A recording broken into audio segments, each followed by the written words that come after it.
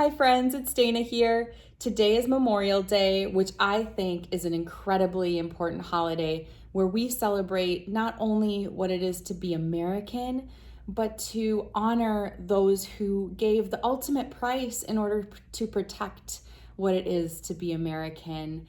And so today I'm reading you a story about the Poppy lady who dedicated her whole life to really celebrating those who did just that. And I think it's pretty special. I know when I was a kid, these little poppy flowers would be for sale outside of the grocery store and places I would go, and you could buy them for $1 and put them on your shirt, and it would go to helping support the veterans. And so I don't see that as much anymore, but I sure wish I did, and this story reminded me of that.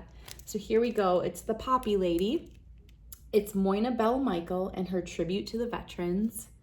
And it's by Barbara Elizabeth Walsh. And paintings are by Lane Johnson. So here we go.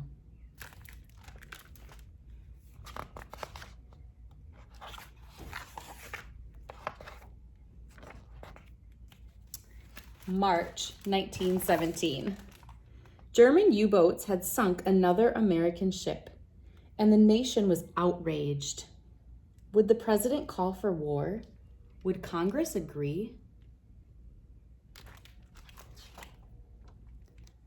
Moina Belle Michael prayed not.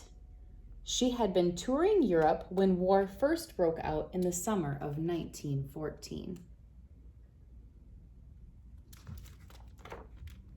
But now, bomb craters, trenches, barbed wire barriers, and battlefields covered the beautiful countryside, visions that still made her shudder.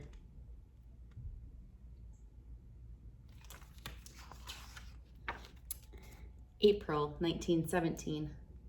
The paperboy wheeled his bicycle across the University of Georgia's normal school, slamming on his brakes when he reached Moina. Moina snatched the Athens banner away from him, struck by the thundering headline, "Wilson asking for war." Moina slowly climbed to the top of the dormitory steps and held out the newspaper for all to see. It was striking how different personalities reacted to the sight of that headline. As war began hammering against the home door of every American, Moina knew that war would mean what mean to the college girls. She was their teacher and foster mother. Their brothers, their sweethearts, were of war service age. Some of their fathers were. Moina promised she would let them know as soon as the president and Congress reached a decision. All night, Moina called the Athens banner.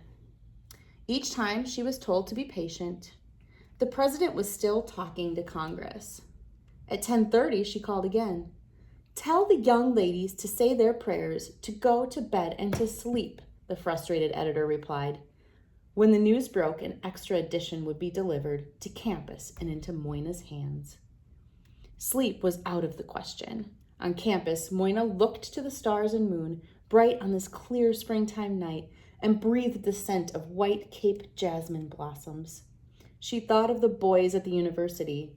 She offered all to God, if only He would spare them. She thought of boys throughout the country, if only she could go in their place. Before dawn, the edition finally arrived. Moina read Wilson's inspiring plea to defend democracy, defend the rights of small nations, defend the freedom of the seas. America was going to war. Moina vowed to do everything she could for the soldiers, to remember them.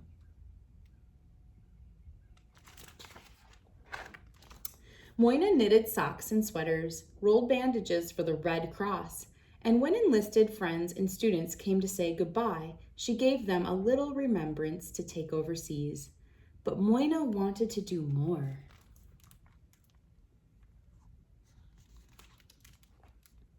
She delivered books, magazines, and candy to their camps nearby.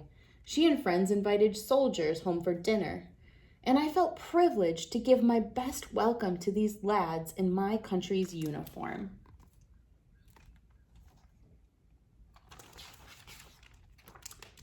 And when it was time for them to leave, Moina went to the train station to see them off.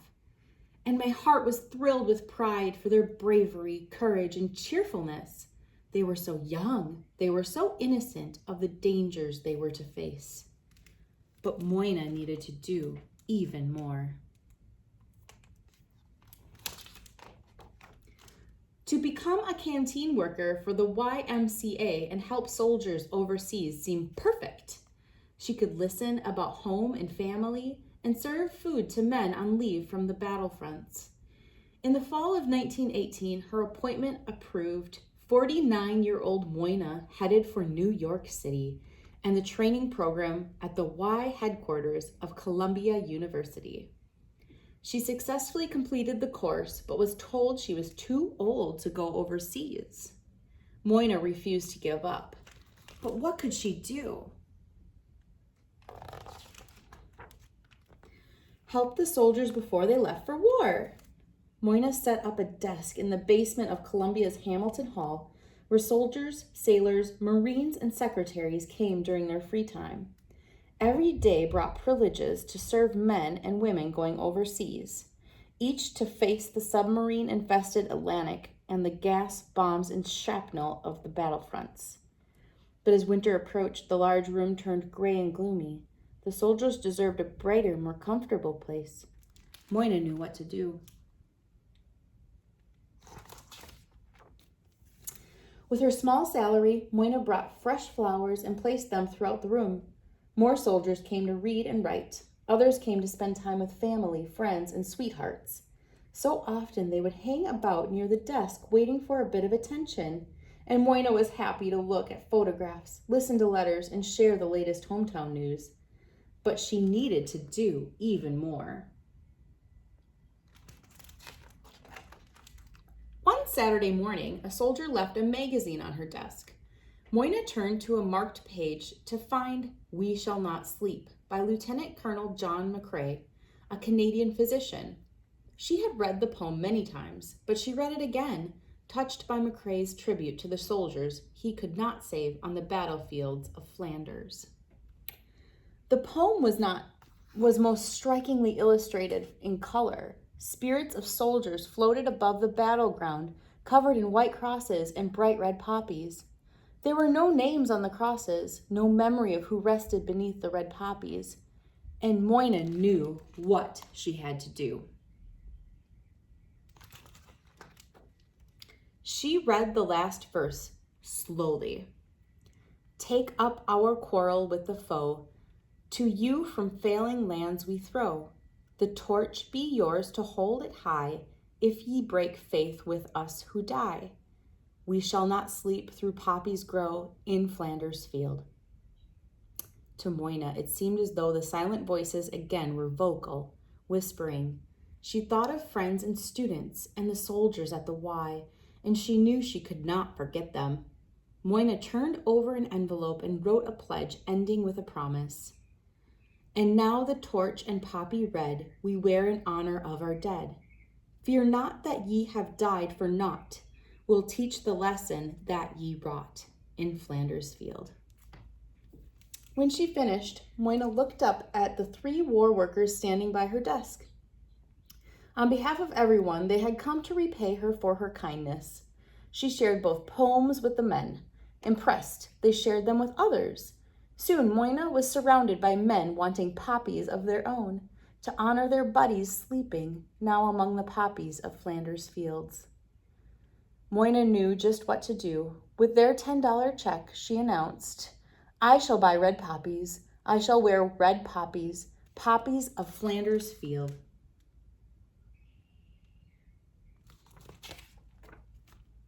Moina went poppy hunting on the streets of New York. It never occurred to me the difficulty I would have in finding artificial poppies for Flanders fields in the novelty shops of New York City. At last, in Wanamaker's department store, she found 1 large and 24 small red silk poppies. Moina pinned one on her cloak collar and hurried back to the Y.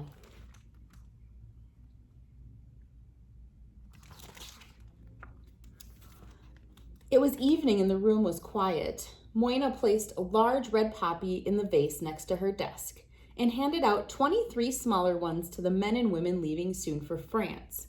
She watched as they pinned them on their uniforms. Still, Moina needed to do more. She could not stop until every American wore a poppy to remember the soldiers, always.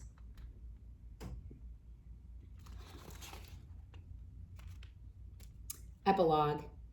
2 days after Moina bought the 25 poppies, World War I ended. Parades and celebrations welcomed veterans home. Moina was joyously elated. I had seen them go away by the thousands. They were coming back by the thousands.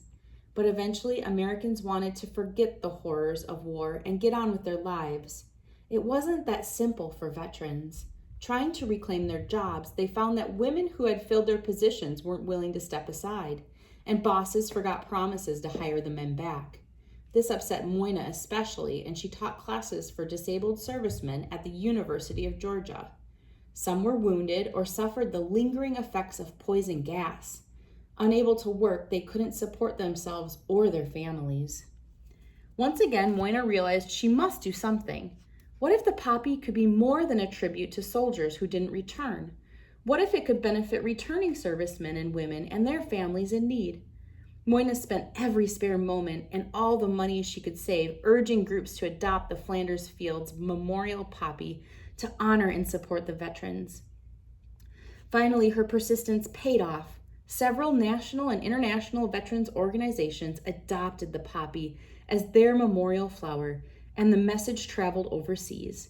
People donated their hard-earned nickels, pennies, and dimes in exchange for a poppy.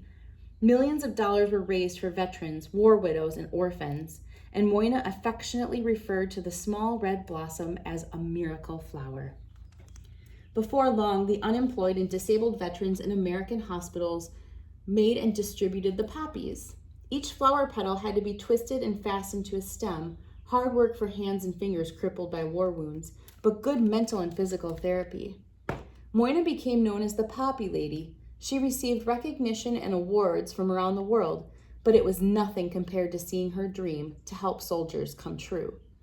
When Moina died at the age of 74, a military funeral was held in her honor at the First Baptist Church of Athens, Georgia. Young soldiers from the University of Georgia and the American Legion stood guard over their Poppy Lady. Fastened to the tip of their bayonets was a bright red poppy. Across the nation, veterans mourned the loss of a dear friend. They made 3,223 poppies, wove them into a blanket, and placed their gift on Moina's grave. Almost a century has passed since that day at the Y when she first handed out 23 red silk poppies. Still, their message lives on. During the weeks before Memorial Day and Veterans Day, veterans stand outside stores and distribute poppies, raising millions of dollars for other veterans and their families. At schools, poppy poster contests are held, and proud junior members of the American Legion Auxiliary and Ladies Auxiliary to the veterans of foreign wars are voted poppy princesses. Each time we wear a red poppy, we thank the men and women who gave so much for our country's freedom. We promise to remember them, always.